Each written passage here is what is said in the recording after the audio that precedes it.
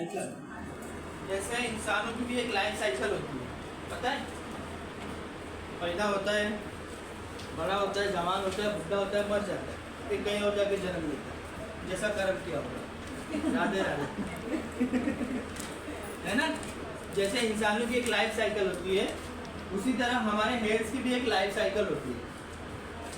अब वो क्या लाइफ साइकिल होती है वो देखो।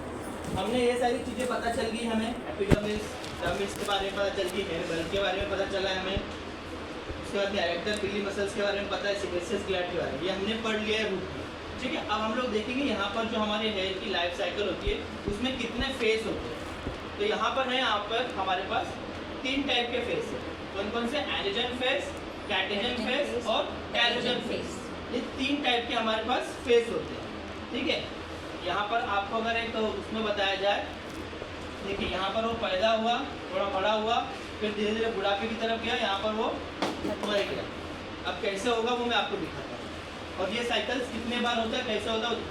सबसे पहले आपका जो एक हेयर है, जब वो हेयर पपीला से उसके फॉलिकल्स निकलते हैं, हेयर पपीला से उसके फॉलिकल्स जब निकलना शुरू होते हैं, तब वो बढ़ता है, ग्रोथ होता है 2 से 6 साल तक एक्टिव ग्रोथ रहता है। कितना? 2 से 6 साल तक। अभी देखिए, एक सिंगल हेयर की बात हो रही है और सबके हेयर का ग्रोथ अलग अलग रहता है। 2 से 6 साल में किसी का कमर तक बढ़ता है, किसी का शोल्डर तक बढ़ता है। क्यों? डिपेंड उसका डाइट कैसा है, वो कितना केयर कर रहे हैं उसके ऊपर। लेकिन बढ़ता वो 2 से 6 साल तक ही है। उसके बाद देखो एक लिमिट के बाद बढ़ना बंद हो जाता है। उसके बाद वो बढ़ना बंद हो जाता है, स्टॉप हो जाता है। फिर वो अगर किसी का कमर तक बढ़ गया तो कमर तक ही रहेगा, कमर से और नीचे नहीं जाएगा।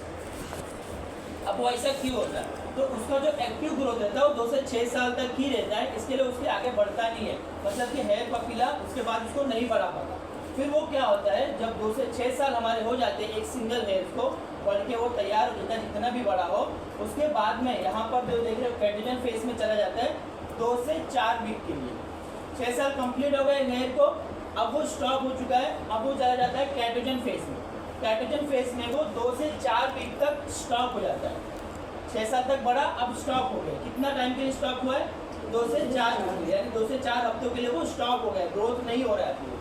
लेकिन जब 2 से 4 वीक हो जाते हैं, उसके स्टॉप हो जाता है, उसके बाद में वो 3 से 4 मंथ के लिए वो फॉलिकल रेस्ट कर रहा है। यानी कि जब ये स्टॉप हो गया तो वीक हो जाता है। वीक होने के कारण वो हमारे हेयर पपीला से उसका कनेक्शन निकल जाता है। देख रहे हो यहाँ पे, ये कनेक्शन निकल जाने के बाद में 3 से 5 महीने लगते हैं, वो हमारे बालों में ही रहता है। देखो हम लोग कभी भी कोम करें तो बाल आते हैं, लेकिन ऐसा टूटने का फील नहीं होता, क्योंकि वो टूटे हुए हैं, आपके बालों में ही वो रेस्ट कर रहे हैं। इसीलिए हम लोग कोम करते रहते हैं तो हमारे हेयर्स आते रहते हैं, हमको लगता है आप भी हेयर फॉल हो रहा है, आप भी हेयर फॉल हो रहा है। अब देखो हेयर फॉल के भी बहुत से अलग अलग दिखने में समझ में आता है। हेयर फॉल उसको बोलते हैं कि हाथ डाल रहे हो और बाल निकल रहा है, उसको हेयर फॉल बोलते हैं। लेकिन कोम कर रहे हो और बाल निकल रहा है, उसको हेयर फॉल नहीं बोल सकते, क्योंकि एक नॉर्मल बताया गया है डॉक्टर्स के इसमें कि अगर एक दिन में 50 बाल भी गिर रहे हैं ना, तो वो हेयर फॉल नहीं है। हेयर फॉल कब है? जब आपसे हाथ डाल रहे हो बाल आ रहे हैं, उसको हेयर फॉल बोला जाता है। वो उसकी हेयर की लाइफ साइकिल होती है, यानी कि वो हेयर जो है वो रेस्टिंग मोड में रहता है। हम कोम करते हैं तो वो निकलता है कोम के अंदर, तो वो हमारा हेयर फॉल नहीं रहता, वो हमारी हेयर की लाइफ साइकिल होती है। वो हमारे फॉलिकल जो है वो रेस्ट करते रहते हैं, हमारे बालों में ही फंसे रहते हैं। जब जब हम उसे कोम करते हैं तो वो थोड़े बहुत नाजुक रहते हैं, फॉलिकल से निकल के उसी में फंसे रहते हैं, रेस्ट करते रहते हैं, रेस्टिंग मोड में रहते हैं। कोम करते हैं वो निकल जाता है, वॉश करते हैं वो निकल जाता है, जब भी प्रेशर पड़ता है वो निकलता है। टूटने का एहसास नहीं होता हमको, क्योंकि वो पहले से टूट चुका है, निकल चुका है। और फिर उसके बाद में वही हेयर पपीला फिर से एक नया हेयर तैयार करता है। अब इस तरह हमारे हेयर्स अगर इसी तरह 2 से 6 साल तक बढ़े, 2 से 4 वीक में स्टॉप हुआ, 3 से 5 महीने में निकल जाए, तो अगर एक एक करके सारे हेयर्स की बारी अगर एक एक बार आ जाए तो आदमी का पूरा बाल ही निकल जाएगा। लेकिन वो हेयर पपीला वापस से हेयर ग्रोथ करता है उस चीज़ को। लेकिन हमारे सर पे इतने बाल है कि हमको समझ में नहीं आता। वो जो हमारे हेयर्स की लाइफ साइकिल है वो चलती रहती है। फिर से वो हेयर साइकिल जो है हमारा फिर से स्टार्ट होता है, फिर से हेयर पपीला से नया न्यू ग्रोथ होता है। जो टूट के निकल गया है फिर से नया न्यू ग्रोथ होता है, और उसके बाद में फिर वही चक्कर हमारा चलता है। एनर्जन फेज में, यानी कि फिर निकलता है 6 साल तक बढ़ता है और फिर 2 से 4 वीक के लिए, 6 साल हो गया, 2 से 4 वीक के लिए स्टॉप हो जाता है और फिर 3 से 5 महीने तक वो रेस्टिंग मोड में रहता है, कोम करते करते निकलता है और फिर वहाँ से हमारा जो निकल चुका है वहाँ से फिर से हमारा ग्रोथ स्टार्ट होता है। ये हमारी हेयर साइकिल चलती रहती है, जिसके कारण हमें पता नहीं चलता, हमारे हेयर्स उसी तरह बने रहते हैं। ये हमारे हेयर्स की होती है लाइफ साइकिल। कहाँ से हेयर्स निकल रहे हैं? हेयर पपीला में से हेयर्स निकल रहे हैं। कहाँ से? हेयर पपीला। हेयर पपीला हमने देखा था ना, सारा न्यूट्रिशन वगैरह सारा जो भी प्रोटीन है वो सारा हेयर पपीला से ही मिल रहा है हमारे हेयर फॉलिकल्स को।